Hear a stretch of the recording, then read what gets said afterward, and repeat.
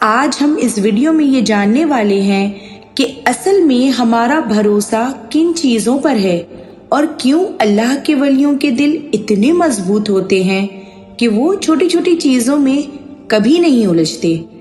کیا آپ یہی چاہتے ہیں کہ آپ کا دل بھی مضبوط، سکون اور توکل سے بھر جائے؟ کیا ہم اپنے رب پر وہی توکل سیکھ سکتے ہیں جو اس کے ولیوں نے اپنے دل میں رکھا؟ میں آپ کو وہ راستہ بتانے والی ہوں جو آپ کے سکون کو واپس لا سکتا ہے۔ اور آپ لوگوں میں سے کتنے لوگ ہیں جو چھوٹی چھوٹی چیزوں پر پریشان ہو جاتے ہیں، جیسے کہ کسی کا ایک کمنٹ، کسی کا ایک الفاظ یا کسی کی نفرت بھری نظر؟ یا آپ نے کبھی سوچا ہے کہ یہ پریشانی کیوں ہوتی ہے؟ آپ میں سے کتنے لوگ ہیں جو واقعی یہ سمجھتے ہیں کہ ان کا توکل اللہ پر پورا نہیں ہے؟ مجھے کمنٹ میں ضرور بتائیے کہ آپ کس کس چیز میں اپنے توکل کو مضبوط بنانا چاہتے ہیں۔ آپ اپنے توکل کو کیسے مضبوط بنانا چاہتے ہیں؟ اپنے جذبات کمنٹس میں ضرور شیئر کریں۔ اللہ پر توکل اور چھوٹی چھوٹی پریشانیوں سے اپنے آپ کو آزاد کرنا۔ زندگی میں ایسے لمحے آتے ہیں جب ہم چھوٹی چھوٹی چیزوں پر پریشان ہو جاتے ہیں، اپنے مقصد اور اپنے رب پر بھروسہ کھو دیتے ہیں۔ ہم شاید یہ بھول جاتے ہیں کہ جب ہمارا توکل اللہ پر ہو تو چھوٹی چھوٹی پریشانیوں کی کوئی اہمیت نہیں ہوتی۔ اکثر دیکھا گیا ہے کہ لوگ چھوٹی چھوٹی چیزوں میں الجھ کر اپنا سکون اور قرار کھو دیتے ہیں۔ کبھی کسی چھوٹی سی نفرت یا کسی کے کہنے پر ہمارا دل دکھ جاتا ہے۔ ہم سوچتے ہیں کہ کیوں ہمیں ہر بار یہی مشکلیں فیس کرنی پڑتی ہیں۔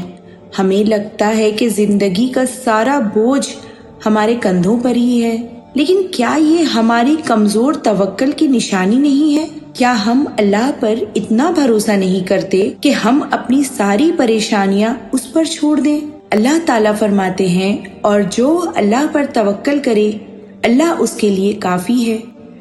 سورہ طلاق کی یہ آیت ہمیں یہ سبق دیتی ہے، اگر ہم اللہ پر بھروسہ کر لیں تو وہ ہمارے لیے کافی ہے۔ پھر کیوں ہم اپنی پریشانیوں کو اپنی زندگی پر حاوی ہونے دیتے ہیں؟ کیا ہمارا اللہ اتنا کمزور ہے کہ وہ ہمیں ہماری مشکلوں میں اکیلا چھوڑ دے گا؟ اللہ کے ولیوں کا کردار ہمیشہ سے ہمارے لیے مثال رہا ہے۔ ان لوگوں نے اپنی زندگی میں صرف اللہ پر توکل کیا اور وہ چھوٹی چھوٹی چیزوں میں کبھی نہیں الجھے۔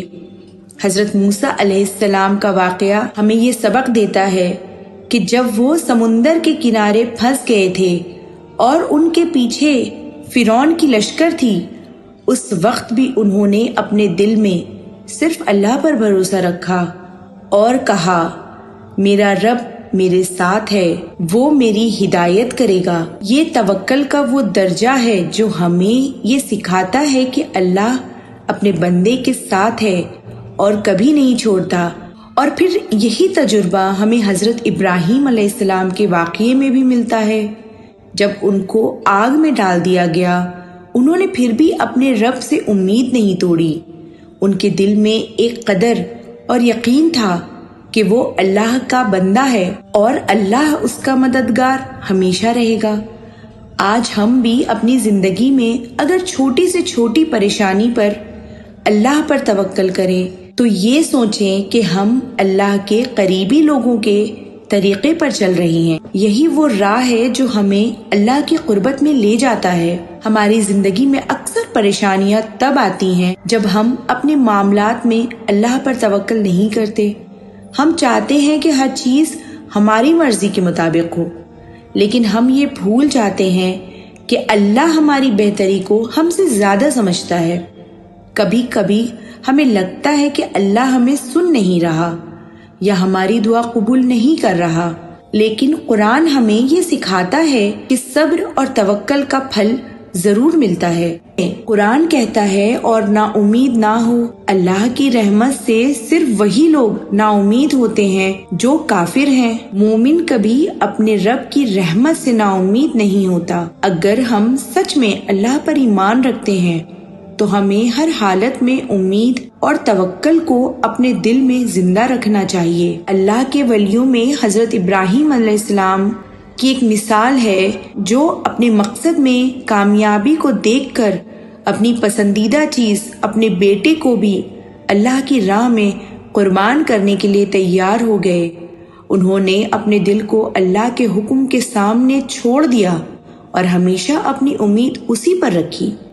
یہ ہمیں یہ سکھاتا ہے کہ ہماری زندگی کے ہر فیصلے میں، چاہے وہ کتنی ہی مشکل کیوں نہ ہو، اللہ کی طرف سے بہتری ہوتی ہے۔ اکثر ایسا ہوتا ہے کہ جب ہماری کوئی ضروری خواہش پوری نہیں ہوتی یا ہمیں اپنی پسندیدہ چیز نہیں ملتی تو ہم بے چین اور نا امید ہو جاتے ہیں، دل میں غم اور اداسی بھر جاتی ہے۔ اگر ہم گہرائی میں دیکھیں تو یہ بے چینی اس لیے ہوتی ہے کیونکہ ہماری امید اللہ کی قدر میں نہیں ہوتی بلکہ وہ چیز میں ہوتی ہے۔ تو ہر مشکل وقت میں یہ یاد رکھیں کہ اگر ہم اللہ پر توکل کریں گے تو اللہ ہمیشہ ہمیں نئی راہیں دکھائے گا اور ہمیں ان پریشانیوں سے چھٹکارا دے گا جو ہمارے ایمان کو کمزور کرتی ہے۔ اللہ ہم سب کو اپنے توکل میں مضبوطی عطا کرے اور ہمیشہ ہمیں اپنے قربت میں رکھے، آمین۔